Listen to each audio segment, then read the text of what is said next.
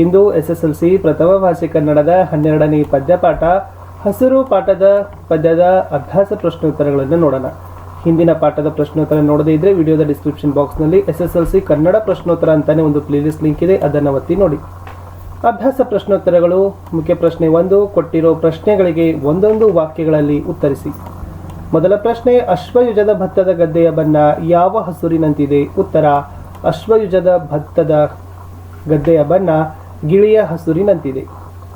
ಪ್ರಶ್ನೆ 2, ಕವಿಯು ನೋಡಿದ ಅಡಕೆಯ ತೋಟ ಎಲ್ಲಿದೆ?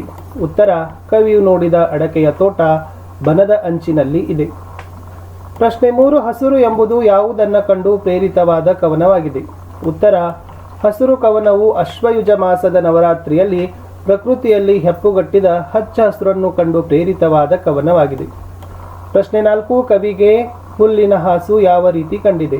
ಉತ್ತರ, ಕವಿಗೆ ಹುಲ್ಲಿನ ಹಾಸು ಮಕಮಲ್ಲಿನ ಹೊಸಪಚ್ಚೆಯ ಜಮಖಾನೆಯ ರೀತಿ ಕಂಡಿದೆ. ಪ್ರಶ್ನೆ 5, ಕವಿಯ ಆತ್ಮ ಎಲ್ಲಿ ಹಸುರಾಗಿದೆ? ಉತ್ತರ, ಕವಿಯ ಆತ್ಮ ಶ್ಯಾಮಲ ವನಧಿಯಲ್ಲಿ ಹಸುರಾಗಿದೆ. 6ನೇ ಪ್ರಶ್ನೆ, ಕುವೆಂಪುರವರು ನೋಡಿದ ಸಂಜೆಯ ಬಿಸಿಲು ಯಾವ ಬಣ್ಣದಾಗಿತ್ತು? ಉತ್ತರ, ಕುವೆಂಪುರವರು ನೋಡಿದ ಸಂಜೆಯ ಬಿಸಿಲು ಹಸಿರು ಬಣ್ಣದಾಗಿತ್ತು. ಆ ವಿಭಾಗದಲ್ಲಿ ಕೊಟ್ಟಿರೋ ಪ್ರಶ್ನೆಗಳಿಗೆ 2-3 ವಾಕ್ಯಗಳಲ್ಲಿ ಉತ್ತರಗಳನ್ನು ಬರೀಬೇಕು. ಮೊದಲ ಪ್ರಶ್ನೆ, ಕವಿಗೆ ಯಾವ್ಯಾವುದರಲ್ಲಿ ಆಗಸದಿಂದ ಬಿಸಿಲವರೆಗೂ ಹಸುರು ಕಾಣುತ್ತಿದೆ? ಉತ್ತರ, ನವರಾತ್ರಿಯಲ್ಲಿ ಹಸುರಾದ ಕವಿಯ ಹೃದಯಕ್ಕೆ ಆಗಸವು ಹಸುರಾಗಿ ಕಾಣುತ್ತದೆ. ಆಗಸದಲ್ಲಿರುವ ಮುಗಿಲು ಹಸುರಾಗಿ ಕಾಣುತ್ತಿದೆ. ಗದ್ದೆಯ ಬಯಲೆಲ್ಲ ಹಸುರಾಗಿ ಗೋಚರಿಸಿದೆ. ಮಲೆ ಕಣಿವೆಗಳೆಲ್ಲವೂ ಹಸುರಾಗಿವೆ. ಸಂಜೆಯ ಬಿಸಿಲು ಕೂಡ ಕವಿಗೆ ಹಸುರು ಕಾಣುತ್ತಿದೆ. ಪ್ರಶ್ನೆ 2, ಹಸುರು ಸಕಲೇಂದ್ರಿಯಗಳನ್ನು ವ್ಯಾಪಿಸಿದೆ ಎಂಬುದನ್ನು ಕವಿ ಹೇಗೆ ವರ್ಣಿಸಿದ್ದಾರೆ? ಉತ್ತರ, ಎತ್ತ ನೋಡಿದರತ್ತ ಕಣ್ಣಿಗೆ ಹಚ್ಚ ಹಸುರು ಕಾಣಿಸಿದೆ. ಹೊಸ ಹೂವಿನ ಹಸುರಿನ ಕಂಪನ್ನು ಮೂಗು ಆಘ್ರಾಣಿಸಿದೆ. ಬೀಸುವ ತಂಪಾದ ಗಾಳಿಯ ಸ್ಪರ್ಶದಿಂದ ಚರ್ಮವೂ ಹಸುರಾಗಿದೆ. ಹಕ್ಕಿಯ ಕೊರಳಿಂದ ಬರುವ ಇಂಪಾದ ಧ್ವನಿ ಕಿವಿಗೆ ನೀಡುವ ಆನಂದದ ಹಸುರಾಗಿದೆ. ಇಳೆಯ ಉಸಿರು ದೇಹದ ಉಸಿರಿನಲ್ಲಿ ಬೆರೆತು ಹಸುರಾಗಿದೆ. ಹೀಗೆ ಹಸುರು ಸಕಲೇಂದ್ರಿಯಗಳನ್ನು ವ್ಯಾಪಿಸಿದೆ ಎಂದು ಕವಿಯು ವರ್ಣಿಸಿದ್ದಾರೆ. 3ನೆಯ ಪ್ರಶ್ನೆ, ಕವಿಯಾತ್ಮವು ಹಸುರುಗಟ್ಟಲು ಕಾರಣವಾದ ಹಿನ್ನೆಲೆಯ ಅಂಶಗಳೇನು ಅಂತ ಪ್ರಶ್ನೆ ಇದೆ. ಉತ್ತರ, ಅಶ್ವಯುಜ ಮಾಸದ ನವರಾತ್ರಿಯಲ್ಲಿ ಪ್ರಕೃತಿಯಲ್ಲಿ ಹೆಪ್ಪುಗಟ್ಟಿದ ಹಚ್ಚ ಹಸುರು ಅತ್ತ ನೋಡಿದರೂ ಹಸಿರು, ಇತ್ತ ನೋಡಿದರೂ ಹಸರು, ಎತ್ತೆತ್ತ ನೋಡಿದರೂ ಹಚ್ಚ ಹಸಿರು. ಆಗಸ, ಮುಗಿಲು, ಬಯಲು, ಬೆಟ್ಟ, ಕಣಿವೆ, ಬಿಸಿಲು, ಭತ್ತದ ಗದ್ದೆ, ಅಡಕೆಯ ತೋಟ, ಹೂವಿನ ಕಂಪು, ಗಾಳಿಯ ತಂಪು, ಹಕ್ಕಿಯ ಧ್ವನಿ, ಇಳೆಯ ಗಾಳಿ, ಕಡಲು ಸರ್ವವೂ ಹಸುರಿನ ಭಾವ ಕವಿಯ ಮನದಲ್ಲಿ ಮೂಡಿದ್ದರಿಂದ ಒಡಲಿನಲ್ಲಿರುವ ನೆತ್ತರು ಹಸುರಾಗಿ ಕವಿಯಾತ್ಮವು ಹಸುರುಗಟ್ಟಲು ಕಾರಣವಾಯಿತು. ಪ್ರಶ್ನೆ 4, ಕುವೆಂಪುರವರು ಪ್ರಕೃತಿಯ ಯಾವ ಯಾವ ಅಂಶಗಳಲ್ಲಿ ಹಸುರನ್ನು ಗುರುತಿಸಿದ್ದಾರೆ? ಉತ್ತರ, ಕುವೆಂಪುರವರು ಆಗಸ, ಮುಗಿಲು, ಬಯಲು, ಬೆಟ್ಟ, ಕಣಿವೆ, ಬಿಸಿಲು, ಭತ್ತದ ಗದ್ದೆ, ಅಡಕೆಯ ತೋಟ, ಹೂವಿನ ಕಂಪು, ಗಾಳಿಯ ತಂಪು, ಹಕ್ಕಿಯ ಧ್ವನಿ, ಇಳೆಯ ಗಾಳಿ, ಕಡಲು ಹಾಗೂ ತಮ್ಮ ಒಡಲಿನ ರಕ್ತ ಮುಂತಾದ ಅಂಶಗಳಲ್ಲಿ ಹಸುರನ್ನು ಗುರುತಿಸಿದ್ದಾರೆ. ಮುಖ್ಯ ಪ್ರಶ್ನೆಯೇ ಕೊಟ್ಟಿರೋ ಪ್ರಶ್ನೆಗಳಿಗೆ 8-10 ವಾಕ್ಯಗಳಲ್ಲಿ ಉತ್ತರವನ್ನು ಬರೀಬೇಕಾಗಿತ್ತು. ಮೊದಲ ಪ್ರಶ್ನೆ, ಹಸುರು ಕವನದ ರೀತ್ಯ ಎಲ್ಲೆಲ್ಲಿ ಹಸುರು ವ್ಯಾಪಿಸಿದೆ ಎಂಬುದನ್ನು ವಿವರಿಸಿರಿ ಅಂತ ಪ್ರಶ್ನೆ ಇದೆ. ಉತ್ತರ, ನೀಲವರ್ಣದ ಸಮುದ್ರದಂತಿರುವ ವನವೆಲ್ಲವೂ ಹಸುರಾಗಿದೆ. ಕವಿಯ ಆತ್ಮಕ್ಕೂ ಕೂಡ ಹಸುರು ಆವರಿಸಿದೆ. ನವರಾತ್ರಿಯಲ್ಲಿ ಹಸುರಾದ ಕವಿಯ ಹೃದಯಕ್ಕೆ ಆಗಸವು ಹಸುರಾಗಿ ಕಾಣುತ್ತದೆ. ಆಗಸದಲ್ಲಿರುವ ಮುಗಿಲು ಹಸುರಾಗಿ ಕಾಣುತ್ತಿದೆ. ಗದ್ದೆಯ ಬಯಲೆಲ್ಲ ಹಸುರಾಗಿ ಗೋಚರಿಸಿದೆ. ಮಲೆ ಕಣಿವೆಗಳೆಲ್ಲವೂ ಹಸುರಾಗಿವೆ. ಸಂಜೆಯ ಬಿಸಿಲು ಕೂಡ ಕವಿಗೆ ಹಸುರು ಕಾಣುತ್ತಿದೆ. ಹೊಸ ಹೂವಿನ ಕಂಪಿಗೂ ಹಸುರಿನ ಆವರಿಸಿದೆ. ಬೀಸುವ ತಂಪಾದ ಗಾಳಿಗೂ ಹಸುರು ವ್ಯಾಪಿಸಿದೆ. ಹಕ್ಕಿಯ ಕೊರಳಿಂದ ಬರುವ ಇಂಪಾದ ಧ್ವನಿ ಹಸುರಾಗಿದೆ. ಇಳಿಯ ಉಸಿರು ಕವಿಯ ದೇಹದಲ್ಲೂ ಸಂಚರಿಸಿ ಅದಕ್ಕೂ ಕೂಡ ಹಸಿರು ವ್ಯಾಪಿಸಿದೆ. ಕಡಲಿಗೂ ಹಸಿರು ವ್ಯಾಪಿಸಿದೆ. ಎತ್ತ ನೋಡಿದರತ್ತು ಕಣ್ಣಿಗೆ ಹಚ್ಚ ಹಸಿರು ಕಾಣಿಸಿದೆ.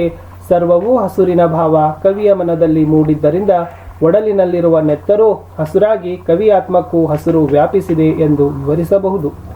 ಪ್ರಶ್ನೆ 2, ಪ್ರಕೃತಿಯ ಹಸುರು ಜೀವ ಜಗತ್ತಿಗೆ ಎಷ್ಟು ಮುಖ್ಯ ಎಂಬುದನ್ನು ಕುರಿತು ನಿಮ್ಮ ಅಭಿಪ್ರಾಯಗಳನ್ನು ಬರೆಯಿರಿ.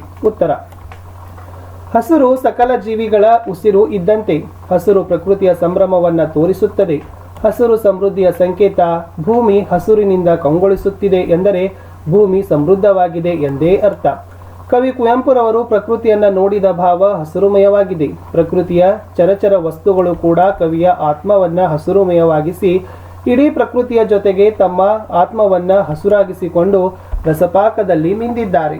ಇದು ಪ್ರಕೃತಿಯೊಂದಿನ ಅದ್ವೈತ ಸ್ಥಿತಿಯನ್ನ ಎತ್ತಿ ತೋರಿಸಿದೆ. ಹಸುರಿನಿಂದ ಕೂಡಿದ ಮರಗಿಡ, ಪೈರುಗಳು, ಪ್ರಾಣಿ, ಪಕ್ಷಿ, ಮಾನವ ಮೊದಲಾದ ಜೀವ ಜಗತ್ತಿಗೆ ಆಹಾರ ಆನಂದವನ್ನ ಉಂಟು ಮಾಡುತ್ತದೆ. ಹಸುರಾದ ಮಲೆ, ಕಣಿವೆ, ತೋಟಗಳು, ಭತ್ತದ ಗದ್ದೆಗಳು, ಆಗಸಗಳು ಎಲ್ಲರ ಕಣ್ಣಿಗೆ ಮನಸ್ಸಿಗೆ ಆಹ್ಲಾದವನ್ನು ತರುವುದರ ಜೊತೆಗೆ ಜೀವವನ್ನು ತುಂಬುತ್ತವೆ. ಆದ್ದರಿಂದ ಹಸಿರು ಎಳೆಯ ಉಸಿರಾಗಿದೆ. ಜೀವಿಗಳ ಉಸಿರು ಇರಬೇಕಾದರೆ ಹಸಿರು ಬಹಳ ಮುಖ್ಯ. ಆದ್ದರಿಂದ ಭೂಮಿಯ ಮೇಲಿನ ಹಸುರನ್ನು ಕಾಪಾಡುವುದು ನಮ್ಮ ನಿಮ್ಮೆಲ್ಲರ ಕರ್ತವ್ಯ ಎಂದು ನನ್ನ ಅಭಿಪ್ರಾಯವಾಗಿದೆ. ಮುಂದಿನ ಪ್ರಶ್ನೆ, ಸಂದರ್ಭ ಸಹಿತ ಸ್ವಾರಸ್ಯವನ್ನ ವಿವರಿಸಿರಿ. ಮೊದಲ ವಾಕ್ಯ, ಹಸುರಾದುದು ಕವಿಯಾತ್ಮ. ಆಯ್ಕೆ: ಈ ವಾಕ್ಯವನ್ನ ಕುವೆಂಪು ಅವರ ಪಕ್ಷಿಕಾಶಿ ಕವನ ಸಂಕಲನದಿಂದ ಆಯ್ದ ಹಸುರು ಎಂಬ ಪದ್ಯದಿಂದ ಆರಿಸಲಾಗಿದೆ. ಸಂದರ್ಭ: ಅಶ್ವಯುಜ ಮಾಸದ ನವರಾತ್ರಿಯ ದಿನದಲ್ಲಿ ಹೊಸ ಭೂಮಿಯ ಹಾಗೆ ಕಾಣುವ ನೀಲವರ್ಣದ ಸಮುದ್ರದಂತಿರುವ ಹಸಿರಾಗಿರುವ ವನವನ್ನ ನೋಡಿ ಕವಿಯ ಆತ್ಮವು ಕೂಡ ಹಸುರಾಗಿ ರಸಪಾನ ಸ್ಥಾನದಲ್ಲಿ ಮಿಂದು ಹೋಗಿದೆ ಎಂದು ಕವಿ ಪ್ರಕೃತಿಯಲ್ಲಿ ವ್ಯಾಪಿಸಿರುವ ಹಸುರಿನ ಬಗ್ಗೆ ವರ್ಣಿಸುವ ಸಂದರ್ಭವಾಗಿದೆ. ಸ್ವಾರಸ್ಯ: ಹಸುರಾಗಿರುವ ವನವನ್ನ ನೋಡಿದ ಕುವೆಂಪು ಅವರ ಆತ್ಮವೂ ಕೂಡ ಹಸುರಾದದ್ದು. ಪ್ರಕೃತಿಯೊಂದಿಗಿನ ಅದ್ವೈತ ಸ್ಥಿತಿಯನ್ನ ಎತ್ತಿ ತೋರಿಸಿರುವುದು ಸ್ವಾರಸ್ಯಪೂರ್ಣವಾಗಿ ಮೂಡಿ ಬಂದಿದೆ. ಎರಡನೇ ವಾಕ್ಯ, ಬೇರೆ ಬಣ್ಣವನೇ ಕಾಣಿ. ಆಯ್ಕೆ: ಈ ವಾಕ್ಯವನ್ನ ಕುವೆಂಪು ಅವರ ಪಕ್ಷಿಕಾಶಿ ಕವನ ಸಂಕಲನದಿಂದ ಆಯ್ದ ಹಸುರು ಎಂಬ ಪದ್ಯದಿಂದ ಆರಿಸಲಾಗಿದೆ. ಸಂದರ್ಭ: ನಯವಾದ ಬಟ್ಟೆಯಂತಿರುವ ಹುಲ್ಲಿನ ಹಾಸು ಎಳೆಯ ಚುಗುರಿನ ಹೊಸ ಹಸುರಿನ ಜಮಖಾನೆಯಾಗಿ ಹರಡಿ ಭೂಮಿಯ ಮೈಯನ್ನ ಮುಚ್ಚಿರುವಾಗ ಹಸುರನ್ನ ಬಿಟ್ಟು ಬೇರೆ ಬಣ್ಣವನ್ನ ಕಾಣಲಾರೆ ಎಂದು ಕವಿಯನ್ನ ವರ್ಣಿಸಿದ ಸಂದರ್ಭ ಇದಾಗಿದೆ. ಸ್ವಾರಸ್ಯ: ಕವಿ ಕುವೆಂಪುರವರ ಕಣ್ಣಿಗೆ ಹಸುರು ಬಿಟ್ಟು ಬೇರೆ ಯಾವ ಬಣ್ಣವೂ ಕಾಣುತ್ತಿಲ್ಲ ಎಂದಾದರೆ ಅವರ ನೋಟವೂ ಹಸುರುಮಯವಾಗಿದೆ ಎಂದೇ ಸ್ವಾರಸ್ಯಪೂರ್ಣವಾಗಿ ಹೇಳಬಹುದು. ಮೂರನೇ ವಾಕ್ಯ, ಹಸುರು ಹಸುರುಳಿಯೋ ಉಸುರು ಅಂತ ಇದೆ. ಈ ವಾಕ್ಯವನ್ನ ಕುವೆಂಪು ಅವರ ಪಕ್ಷಿಕಾಶಿ ಕವನ ಸಂಕಲನದಿಂದ ಆಯ್ದ ಹಸುರು ಎಂಬ ಪದ್ಯದಿಂದ ಆರಿಸಲಾಗಿದೆ.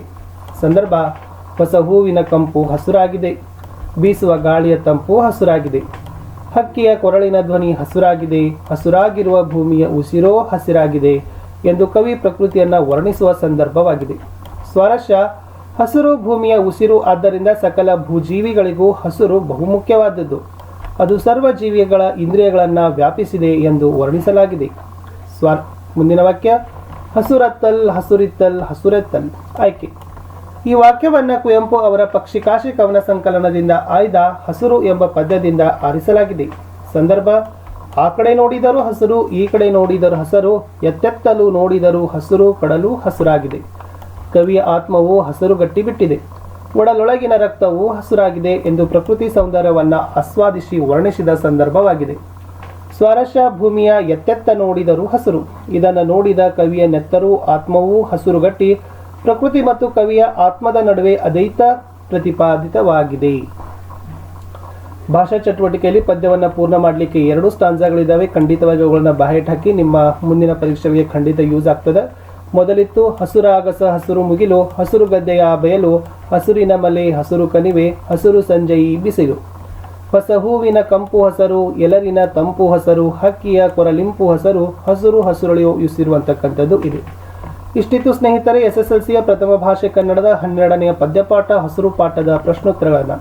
ಹಿಂದಿನ ಪಾಠದ ಪ್ರಶ್ನೋತ್ತರಗಳನ್ನ ನೋಡಿ ಮುಂದಿನ ಪಾಠದ ಪ್ರಶ್ನೋತ್ತರಗಳನ್ನ ಸಹಿತ ಶಾರ್ಟ್ಲಿಯಾಗಿ ಅಪ್ಲೋಡ್ ಮಾಡ್ತೀವಿ ಅಂತ ಹೇಳ್ತಾ, ಸೊ ವಿದ್ಯಾರ್ಥಿಗಳೇ, ನಮ್ಮ SSLC ವಿದ್ಯಾರ್ಥಿಗಳಿಗಾಗಿ ಎಲ್ಲ ಪಾಠದ ವಿಷಯಗಳ ಕ್ವಶನ್ ಆನ್ಸರ್ಸ್ಗಳನ್ನು ನಿಮ್ಮ FA SA ಪ್ರಶ್ನೆ ಪತ್ರಿಕೆಗಳನ್ನ, ಪಾಸಿಂಗ್ ಪ್ಯಾಕೇಜ್ಗಳನ್ನ ಅಪ್ಲೋಡ್ ಮಾಡ್ತಾನೆ ಇದ್ದೀವಿ. ಅವುಗಳ ಯೂಸ್ ತಗೊಳ್ಳಿ ಅಂತ ಹೇಳ್ತಾ ಸಿಗ್ತೀನಿ ಹೊಸ ವಿಡಿಯೋದಲ್ಲಿ. ನಮ್ಮದೇ ಒಂದು ವಾಟ್ಸಪ್ ಚಾನಲ್ ಇದೆ, ಟೆಲಿಗ್ರಾಮ್ ಗ್ರೂಪ್ಗಳಿದ್ದಾವೆ, ಲಿಂಕ್ ಕೊಟ್ಟಿದ್ದೀನಿ.